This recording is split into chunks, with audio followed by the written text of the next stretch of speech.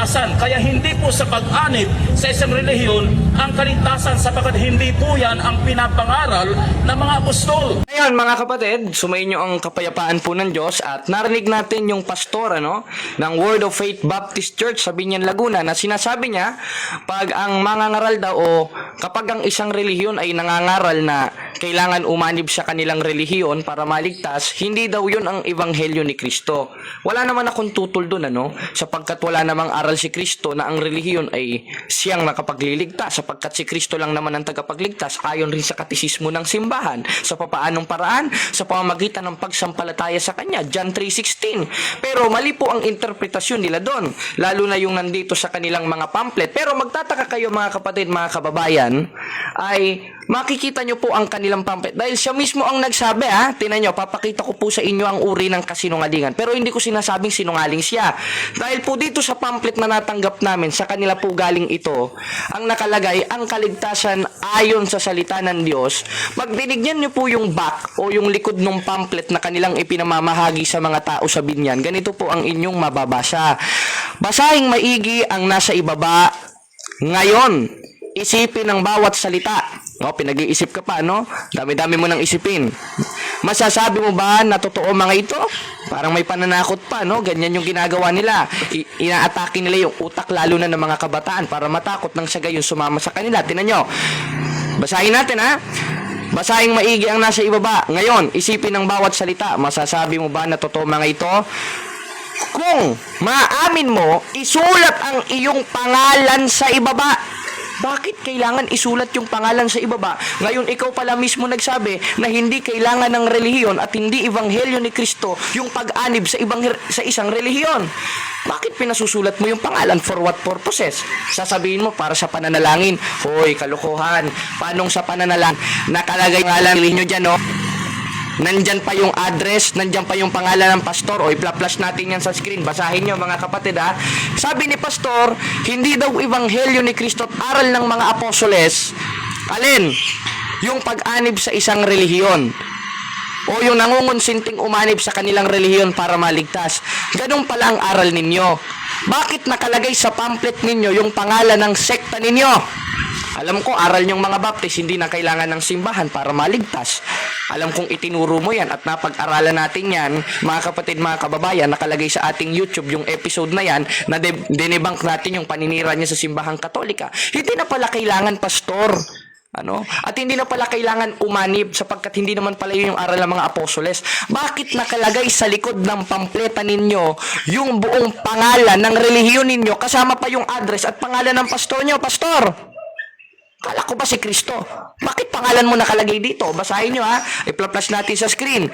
Word of Faith Baptist Church, Ironville Road, San Francisco. Santo ng Iglesia Katolika yan, Binyan City, Laguna. Pastor Jun Mariano. May Sunday pa, Sunday school, 9 to 10 a.m. Morning service, pinaaanib pa sa morning service. Kala ko ba hindi na kailangan? 10 a.m. to 12 noon.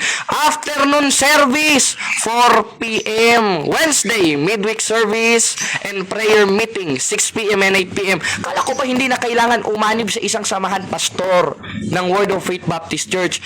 Bakit nakalagay dito yung schedule ng inyong mga Bible study, schedule ng inyong mga pagkakatipon kung hindi na pala kailangan? At ibang ebanghelyo pala yun na salungat sa mga aral ng mga apostoles. At ang matindi dito mga kapatid, mga kababayan, sila na mismo ang nagpapakita ng kanilang kasinungalingan para makarecruit ng mga Katoliko.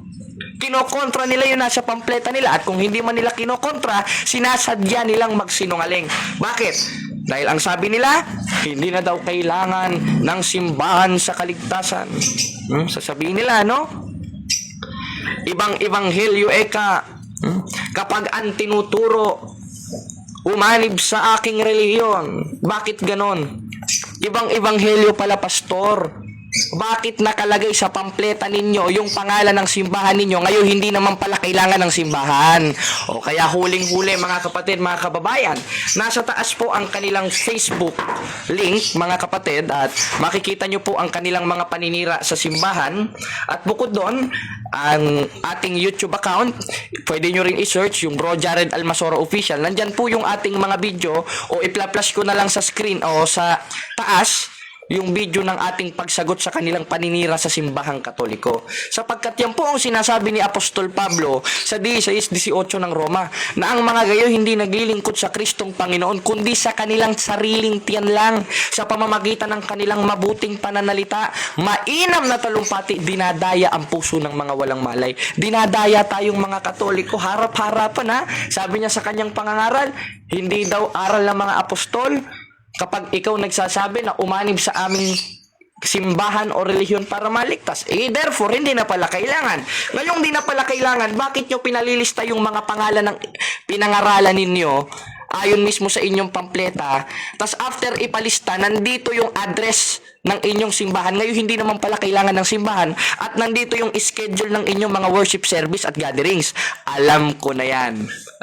Kayo na bahalang mag-isip mga kapatid, mga kababayan, kung saan nga ba nangangaral ito, para pa talaga makapagligtas ng kaluluwa sa mga tao o para gamitin ng Diyos upang pagkakitaan ng mga tao ayon sa Biblia. Hindi paratang yan ha, ayon sa Biblia. Sapagkat sa 56:11 hanggang 12 ng Isayas, may babala si Propeta Isayas na ang mga aso'y matatakaw, kailanman sila'y walang kabusugan, at ang mga ito, yung mga pastor na hindi nakakaunawa. Merong mga pastor na hindi nakakaunawa, at yun yung matatakaw. Gaano katatakaw? Ang manifestasyon po niyan sa Bagong Tipan, sa 2 Timoteo 3:1 hanggang 5, maliwanag na maliwanag mga kapatid, mga kababayan, yung mga maibigin sa salapi. Dahil kayo na mismo magtataka, hindi na pala kailangan ng simbahan, hindi pala aral ng mga apostoles o ibang ebanghelyo pala. Yung sasabihin mo na umanib sa aming simbahan para maligtas, bakit nakalagay yung pangalan ng simbahan ninyo? Bakit hindi nyo hayaan yung tao kung saan pupunta? Sapagkat meron tayong freedom. 5:13 ng Galacia. Sapagkat kayo mga kapatid tinawag sa kalayaan. Bakit hindi nyo binibigyan ng freedom? Hindi na pala kailangan. Bakit nakalagay sa inyong pamphlet? Bakit pinasusulat nyo yung pangalan? At ang matindi pa, nakalagay yung schedule ng inyong mga gatherings. Hayaan nyo kung saan pupunta yung mga tao. Hindi yung brainwashing ninyo, pangangaralan ninyo ng peking self-interpretation na ebanghelyo ninyo. Sasabihin nyo, hindi kailangan ng simbahan. Hindi pala kailangan. Bakit nakalagay sa inyong pampleta? Kayong mga Katoliko, kayo na po bahalang mag-isip mga kapatid, mga kababayan.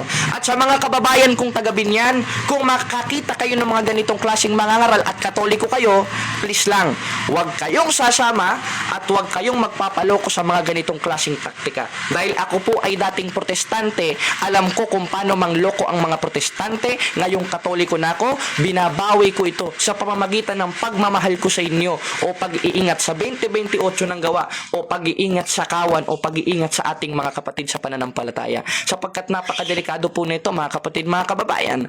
At kung nakikinig man itong pastor na ito, total hinamo naman natin siya ng debate sa harapan, ayaw niyang sumagot, o baka sa online tumugon siya. Kakasaka ba, pastor? Patutunayan ko yung Word of Faith Baptist Church ninyo walang koneksyon sa mga tunay na apostoles na siyang tunay na baptist o nagbabautismo nung 1st century pa lang, at yun ang simbahang Katoliko ayon sa Biblia at referensya. O kaya yung inaatake mo, o patutunayan ko ang banal na Eucharistia ay totoong katawan at dugo ni Kristo ayon sa Biblia at referensya. Mamili ka lang ng tema, pastor, at titingnan natin kung kakasaka. Total, nung nakausap ka nila JB Garobo dyan sa Binyan Bayan, hindi ka naman kumasa, maski ako nung kinausap mo ko. Ang ginawa mo, hindi ka mapakali. Ganyan-ganyan ka lang. Tingnan natin baka sa online mga kapatid tumugon. At nandiyan po ang kanilang Facebook account, pwede nyong bisitahin, pwede nyong mapanood ang kanilang mga video.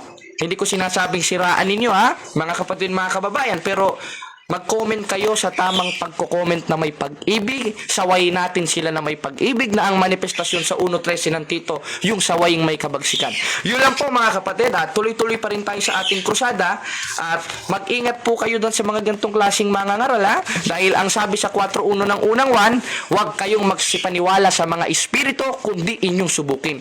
At ngayon, sa haba-haba ng ating mga krusadang nagawa at episode po ng Catholic Doctrinal Exposition na ating binulgar sila, napatunayan natin talaga na sinungaling sila, manloloko sila, iniiba nila ang doktrina ng simbahang Katoliko para makapangloko ng mga kaanib sa simbahang Katoliko upang maanib sa kanila. Dahil sila na mismo nagsabi na hindi na daw kailangan ng simbahan, hindi na daw kailangan ng pag-anib, bakit nakalagay sa likod ng kanilang pamphlet ang pangalan ng simbahan nila, pinasusulat ang pangalan ng mga tao, at ang matindi, nandito rin yung mga schedule ng Bible study nila. Hayaan nyo yung mga tao kung saan makikinig, huwag nyong pakialaman kung talagang mga tunay na Kristiyano kayo. Dahil kadalasan sa pinangangaralan ninyo, mga debotong Katoliko yan, hoy.